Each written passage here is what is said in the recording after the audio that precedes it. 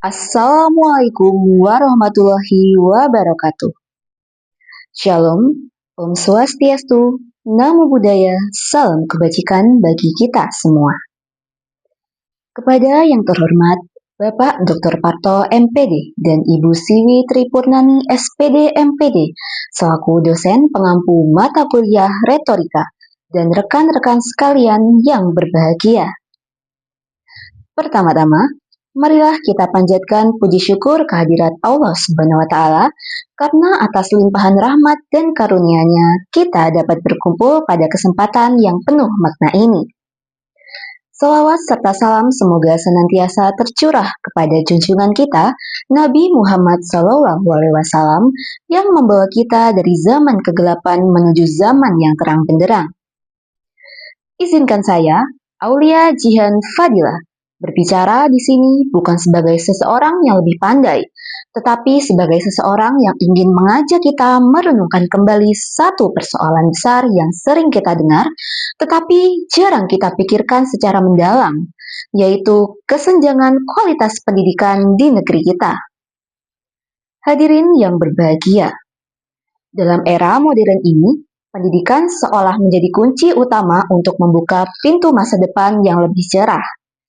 Pendidikan adalah hak setiap manusia tanpa terkecuali, sebuah jembatan yang membawa kita pada peluang, kesejahteraan, dan kemajuan. Salah satu pertanda bahwa pendidikan tersebut berkualitas adalah terlaksananya sistem pembelajaran yang tepat dan baik, yang secara menyeluruh melibatkan semua komponen-komponen yang ada dalam sistem pembelajaran. Pendidikan yang berkualitas telah menjadi tuntutan dan kebutuhan yang harus dipenuhi oleh setiap lembaga pendidikan yang tidak dapat ditawar-tawar, mulai dari tingkat dasar sampai tingkat pendidikan tinggi. Lalu, pernahkah kita bertanya pada diri sendiri, benarkah kualitas pendidikan di Indonesia sudah merata? Kita sering mendengar bahwa pendidikan adalah hak setiap warga negara.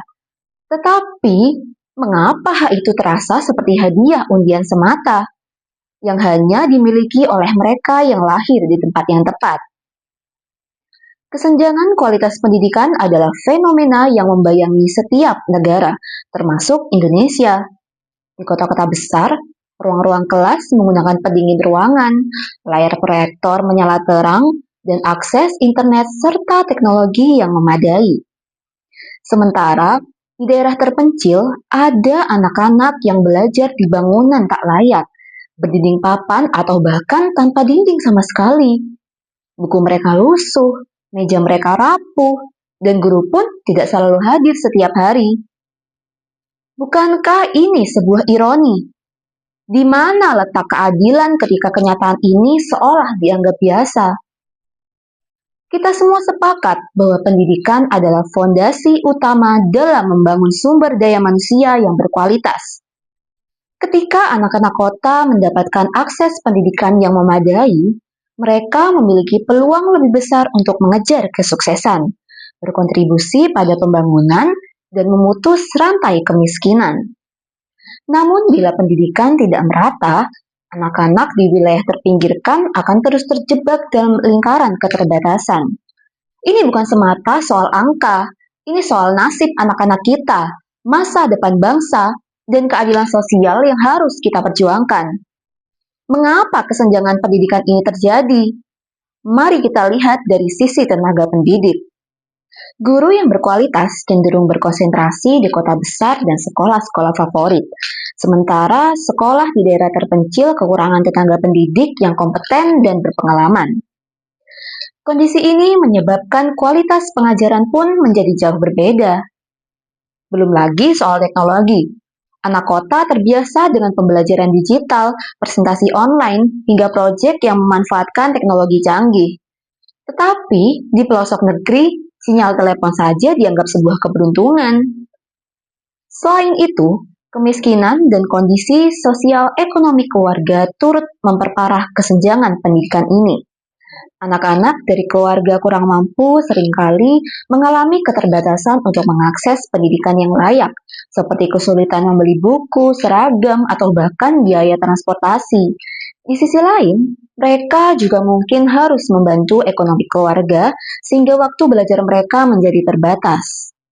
Apakah kita masih bisa berkata bahwa pendidikan di Indonesia sudah maju jika kemajuannya saja hanya bisa dinikmati oleh segelintir wilayah? Kita sering berkata bahwa pendidikan adalah tangga menuju keberhasilan. Tetapi bagaimana jika bagi sebagian anak, tangga itu lebih pendek, lebih licin, dan hampir runtuh? Anak-anak di daerah terpencil bukan tidak pintar, mereka hanya tidak diberikan kesempatan yang setara. Hadirin yang berbahagia, pertanyaan yang harus kita renungkan bersama adalah, sampai kapan kita membiarkan jurang pendidikan ini menjadi warisan turun-temurun?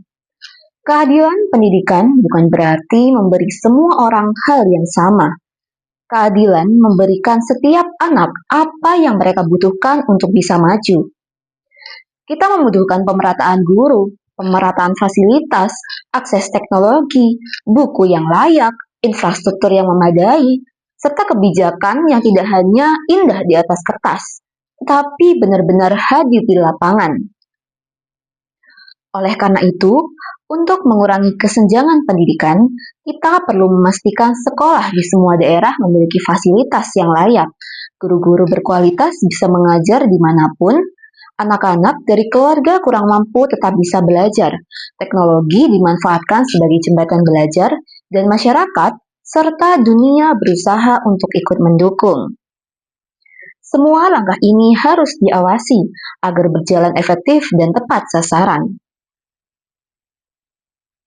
Hadirin yang berbahagia, mari kita renungkan betapa masa depan bangsa akan bergantung pada kualitas pendidikan saat ini. Jika kita membiarkan kesenjangan pendidikan itu melebar, maka kita menunda kemajuan dan menciptakan ketidakadilan yang terus berulang dari generasi ke generasi. Namun, bila kita bersatu, berkomitmen, dan bertindak bersama, kita bisa menciptakan pendidikan yang setara, adil, dan bermutu. Pendidikan itu bukan sekedar transfer ilmu, tetapi sarana yang membangun karakter, membuka wawasan, dan menumbuhkan rasa keadilan sosial bagi seluruh anak bangsa. Jika bukan kita yang peduli, siapa lagi? Mari jadikan hari ini sebagai titik awal perubahan nyata. Bersama, kita bangun bangsa yang maju dan berkeadilan. Bangsa yang mampu menciptakan generasi muda yang cerdas, bermartabat, dan mampu berdaya saing global. Masa depan ada di tangan kita. Jika kita sungguh peduli dan berkomitmen, maka tidak ada yang mampu menghentikan langkah kita untuk menghapus kesenjangan dan mewujudkan keadilan dalam pendidikan. Sekian pidato yang dapat saya sampaikan. Terima kasih. Wassalamualaikum warahmatullahi wabarakatuh.